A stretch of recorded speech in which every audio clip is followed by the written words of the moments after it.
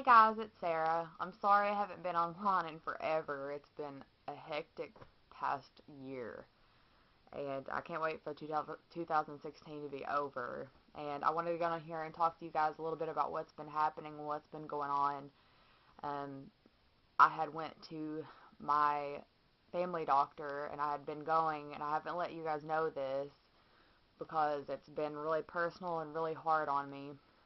But I had went to my family doctor, and ever since I'd been going, my blood counts had been crazy. They had been high, and he had tried to talk me to go into an oncologist once before, and then he said, well, we'll hold off.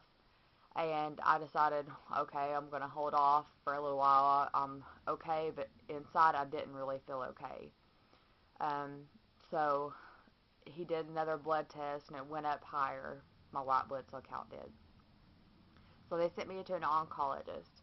And the oncologist I seen wasn't the oncologist I was supposed to see. The owner that was the owner of the cancer place that I was supposed to go to, the oncologist.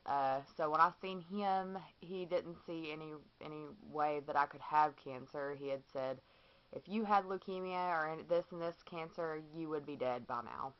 He said, but to ease your mind, I'll go ahead and do blood tests because I hadn't been feeling very good. I'd been run down. I lost weight prior to having weight loss surgery, which I'll get to here in a minute. So he thought that he would just do a blood test and it would be fine and that would just ease my mind. Well, a week goes by and I get a phone call from my oncologist. And my oncologist says, Sarah, you've got leukemia. Now, the leukemia that I have is chronic myeloid leukemia. You may have heard of it, and it was really devastating for me. I mean, I just cried there for 2 weeks. I had the worst gut-wrenching feeling that I'd ever had. It was just, I just felt like my heart was just broken, and I just couldn't do anything about it. And I never thought that feeling would go away. But my dad, I asked him if he felt that way because my dad prior had got told he'd only got 6 months to live, and he's lived for years and years and years. And he had felt the same way. So my oncologist recommended that I go straightly on chemo, and I had never been on chemo before, so I was so scared, and he first put me on Gleevec, and if y'all have heard of it, I'm sure a lot of you have heard of it if you have leukemia, or some people, I think they use it to treat other cancers besides leukemia, but I got on it and went on it, and it just, I told the doctor I would rather live my life the way it is than to be on that chemo, so they switched me to a different one, so now I'm on to Cigna. Last time I checked, I was in remission. Now, when you have leukemia, it's not like another cancer. Say if you're stage 1 or stage 2 colon cancer and you get rid of it, it sometimes, you go in remission and you're fine and it goes away. And sometimes people never get it, and sometimes it comes back. With leukemia, you always have it. Excuse me. You always have it.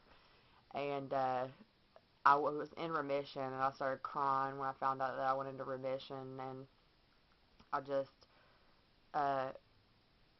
so torn up. But I just started crying, and I told my husband and my dad, I just thank God that it went into remission. So now to the weight loss thing.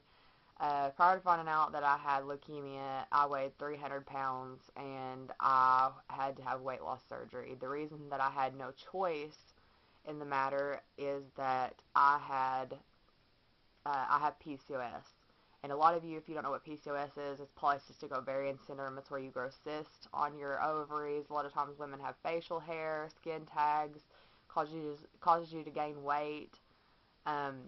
So I was on metformin for a while, and I was never that type of person to not ever stop, not trying to lose weight. I have lost weight down, in the past probably 3 or 4 times in large amounts, and I had always, kept it off for a long period of time.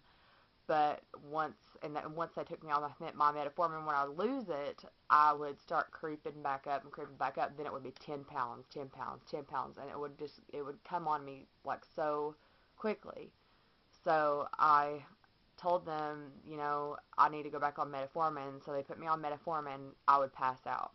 My blood sugar would go too low. They put me on the lowest dosage they possibly could, and I still passed out with it. I mean, I felt I would break out in cold sweats. I'd have to carry around a blood sugar test machine and test my blood sugar, and my blood sugar was so low, and I felt so bad.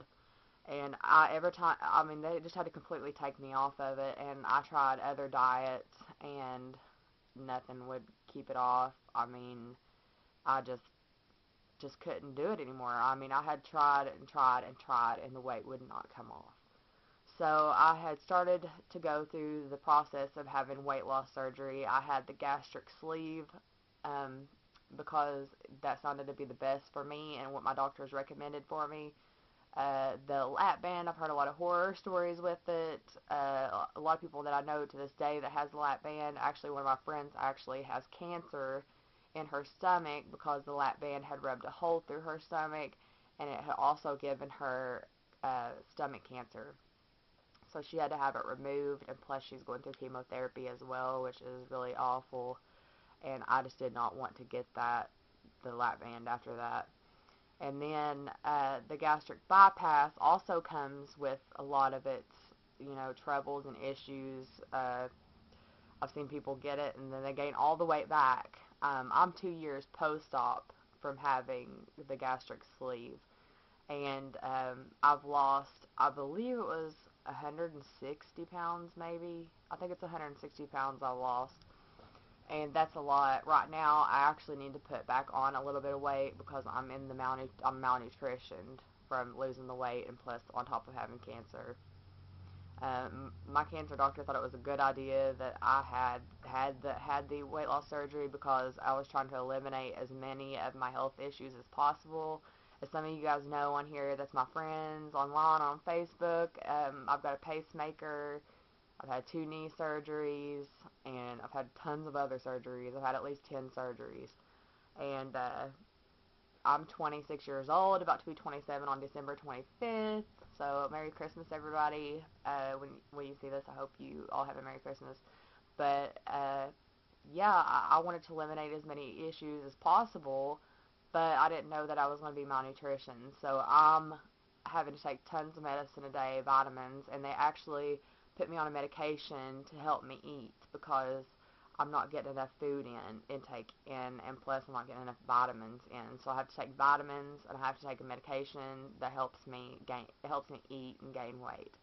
So I take it, and right now I have gained maybe, I think, 3 or 4 pounds, and I'm holding steady. I'm not really losing any more than that, but my legs are extremely small, and to people who look at me, you wouldn't think that, if you've seen me before, now that people look at me, they think that I'm extremely underweight, and I'm just trying to gain back some weight so that I feel a little bit better.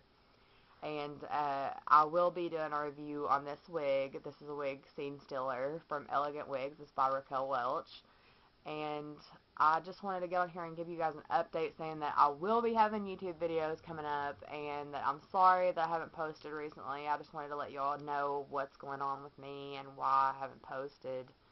I feel so terrible that I haven't posted, but I've just not felt that great, and today is one of those days that I actually feel good, so I decided to get on here and say hi to you guys. So I hope you guys have a good day, and I hope you come back and check out a lot of my videos that's coming up, because I'll be doing some holiday gift guides and some reviews on some cosmetics, Tarte, I believe, NARS, and there's a few others that I'm doing. Oh, Sephora. I'll be doing a Sephora gift guide. So stay tuned and keep on watching. If you don't care, hit the subscribe button down below, and I will see you guys later. Bye.